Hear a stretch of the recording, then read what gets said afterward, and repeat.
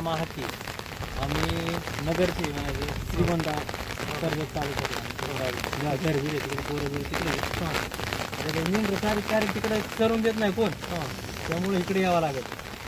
खालचा कोण चरून देत नाही आणि शेतात कोण चरून देत नाही पाऊस असल्यामुळे. इकडे कशी जर थोडी भोळी लोक आहेत ना, करायला काही अडचण नाही. इकडे तर खालच्यात इकडे तिथे चरून तर आपल्या नगर भागात येत नाही, नगर भागात खालच्यात चरूनच देत नाही.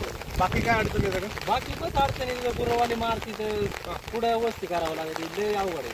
मग तुम्ही त्यांना तशा त्या पद्धतीने त्यांना सामोरे जाता का तुम्ही? जायला आता आपण परगावचे परगावच्या सारखं भांडणं करायची म्हणजे आपल्याला परवडणार नाही. हे काढून तर बाबा चाललो आम्ही असं राहतं. बरं, काल तुम्ही बघितलं की मागील काही दिवसापूर्वी माननीय राज्यमंत्री कृष्णपूर यांनी अमरावती आपल्या इकडे उपोषण केलं 8 दिवसाचं. उपोषणातून मंत्री महोदय त्यांच्या उपोषणाला गेले आणि त्यातून एक त्यांनी बैठक आयोजित केली होती. ती बैठक काल मंत्रालयात झाली. त्यामध्ये जिल्ह्यातील जे काम करतात त्यांना बोलवून ती बैठक घेतली. त्यामध्ये असा निर्णय झाला की मेंढपाळांना चराईसाठी जून ते सप्टेंबरपर्यंत रानं मोकळे करून देण्यात यावे किंवा 3-5 वर्षाची जी मोठी झाडं असतात त्याच्यावरती मेंढ्यांना चारायला कुठल्याही प्रकार अडचण नाही.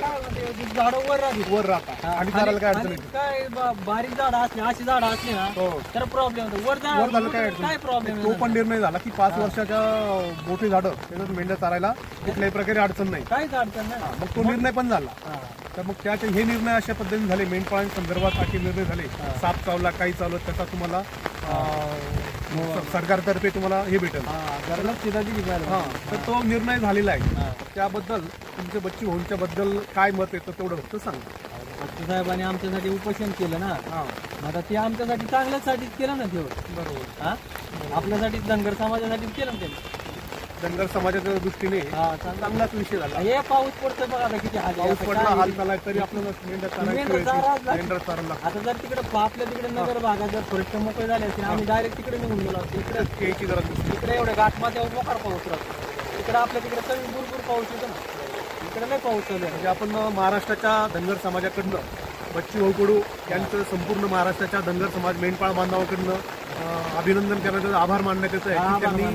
त्यांनी आमच्यासाठी भरपूर समाजासाठी त्यांनी एवढं उपोषण करून मंत्रालयात बैठक लावली आणि निर्णय मंत्रालयाच्या बैठकीमध्ये निर्णय पारित केला.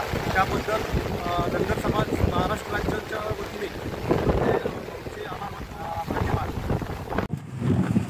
मोठी मेंढपाळ बांधव होते ते तुम्हाला तुमच्याशी बोलायचं आहे. आभार मानत होते.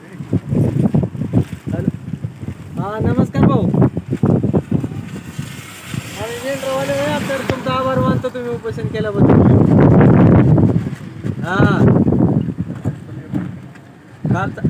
कालचा निर्णय तुमचा योग्य झाला त्याच्याबद्दल आभार मानतो.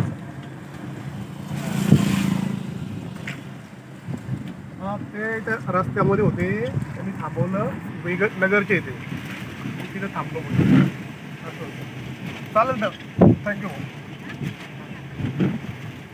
ओके, चांगला निर्णय आहे. दुसरा मेंढपाळसाठी खास करून मेंढपाळाला जून ते सप्टेंबर पर्यंत कुठलीही जमीन उपलब्ध राहायची नाही चाऱ्याला, कारण मेंढपाळ हा भूमिहीन आहे.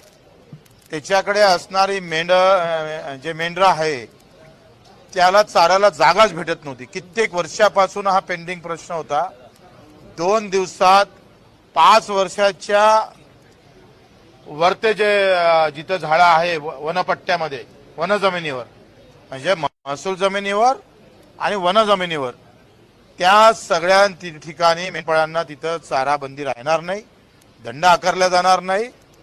आणि मेंढपाळासाठी जे काही एखादा मेंढपाळ जर सापानं मरण पावला तर याच्याची नुकसान भरपाई असेल, या सगळ्या गोष्टीचं नाईक साहेबांना 2 ते 3 दिवसात आम्ही शासन म्हणजे परिपत्रक काढू आणि तो दिलासा देण्याचं काम.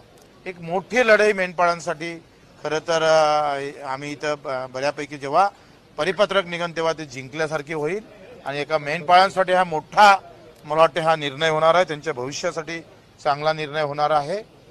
दुसरा